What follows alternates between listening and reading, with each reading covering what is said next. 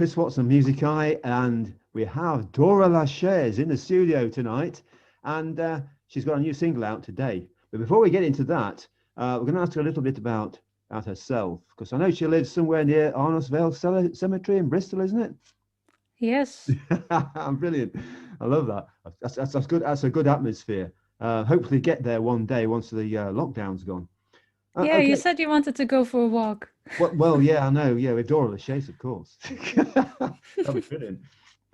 However, but on Music Eye Radio has actually played Bone Collector in the past, and lots of other radio stations have. And that was Dora's first single, Bone Collector. And I just wonder, you could talk about Bone Collector just a little bit, because it meant quite a lot to you, didn't it, to actually create your persona of Dora Lachaise.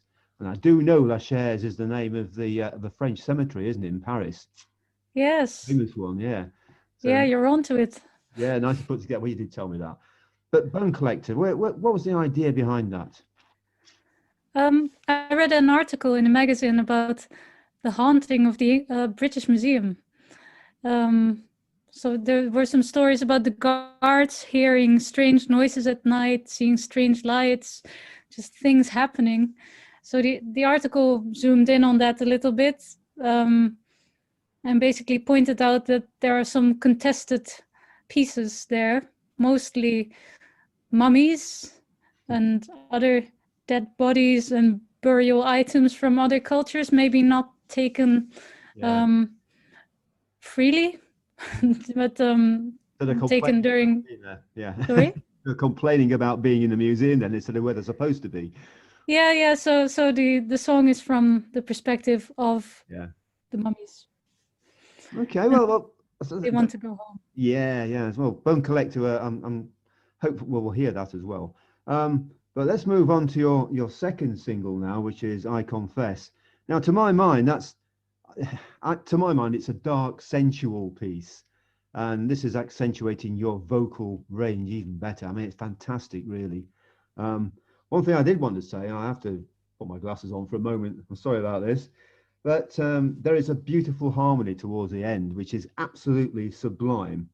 And it goes with a line, I think, which was, wasn't about I confessing particularly, but it's about pushing you off the edge. To be honest, it's a sort of harmony that would make you feel, oh, I'm going to fall off an edge. It's so good.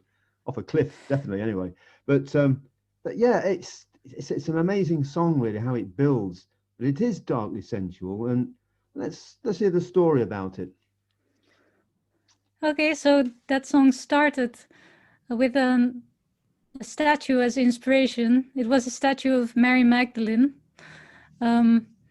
So the song deals with how she's been represented for the past 2,000 years, and how that might not have been how she actually was, because Mary Magdelene has always been painted and sculpted as the fallen woman, often naked, long hair, repentant.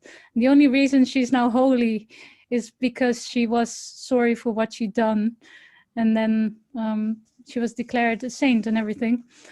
But if you look historically, that might not have been true at all. And even if she were a prostitute, what would it have mattered? It's double standards for men and women, you know. But she probably wasn't, and she was a very important companion to the historical figure of Jesus as well. Yeah. So I think the stories have been changed over the years, really, haven't they? So I think I think it's good to point that out. Actually, it is, and I think Mary Magdelene is also apparently she's part of some form of festival in the south of France, I believe, as well. They believe her bones are there, which is interesting, isn't it? I'm sure it's Mary Magdelene. Oh, I didn't know that. Yeah, it's somewhere in the south of France, near Marseille. However, that's another story. It's another story. So you're bringing it all up here. It's nice. So the golden apple, though, on the cover of the single itself, what's that representing? Yeah, so it also deals with how women are represented, especially by the church throughout the centuries. Because of course it was Eve's fault that humanity got kicked out of paradise, because she was the one tempted to go and pick the apple and then say, hey, Adam, let's eat this. So I picked the image of the apple because it tied in with the theme. Yeah, a theme of temptation, I guess, isn't it? Yeah. Yeah, Yeah. temptation and the woman losing her innocence, and yeah. I thought it was Adam actually, or maybe both of them picked it. How do we know? It could be both, couldn't it? Very unfair pointing at Eve. Yeah. Yeah, it is. It's unfair. Okay, so that's sort of the story out then. So, but actually, the way you're using your voice, I mean, are you particularly concentrating on your voice as an instrument now? Because I notice you're using sort of background electronics rather than, you're not using a guitar for this, are you? No, well, I just wanted to try something different with this one.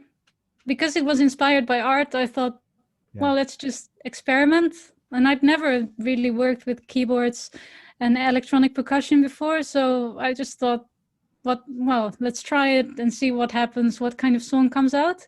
Yeah. So that's how I wrote like the verse, the very sparse verse, like the I don't recognize myself, that whole bit, angry bit.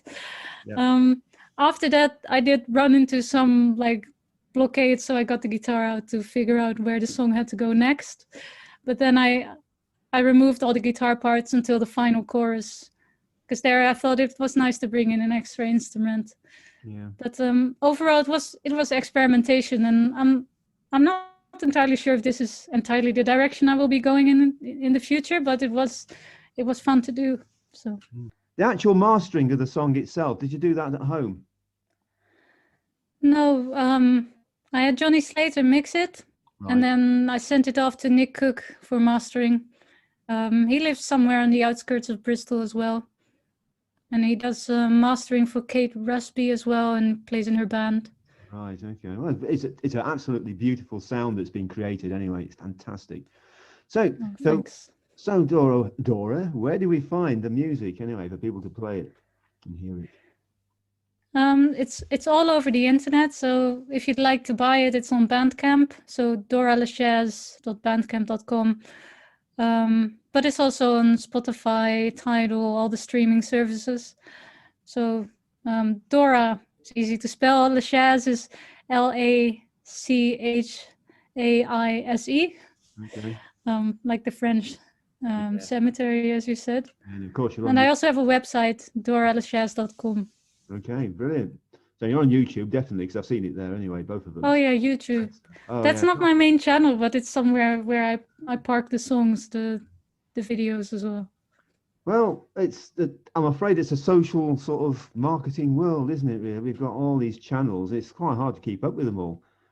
You're on Instagram too, aren't you, of course? And yeah, there's a lot to monitor, but someone's going to find you somewhere. That's the main thing, isn't it?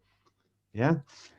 Yeah. Oh, and definitely Instagram, Facebook, Twitter. Yeah. But you don't fancy TikTok, do you? I don't really know what it is. Is that with all the funny little videos? It is, yeah. There's billions of them, but you can do a lot in a minute. Are you on it? I will be, I hope. Yes, I'm hoping to. I just mentioned it in case other people are thinking of it at the moment, but it's quite an enterprise to go on there. And yeah, I've only got a minute. Although I think there are some extensions if you want to go live. I'm not sure I want to go live to billions of people, or even one, if only one's missing. Only one person might be looking for all we know.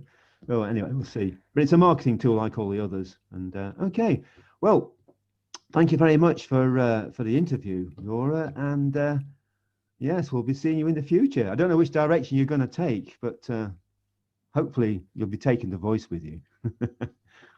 Oh, definitely. Yeah, I'm sure. Thank you, Chris. That's all right. Well, thank you very much, and we'll see you again soon. Okay, bye for now. Cheers. I don't recognize myself in your words. Mine lay buried in the desert sand, and you used my name to silence your daughters, so they would remain like children forever.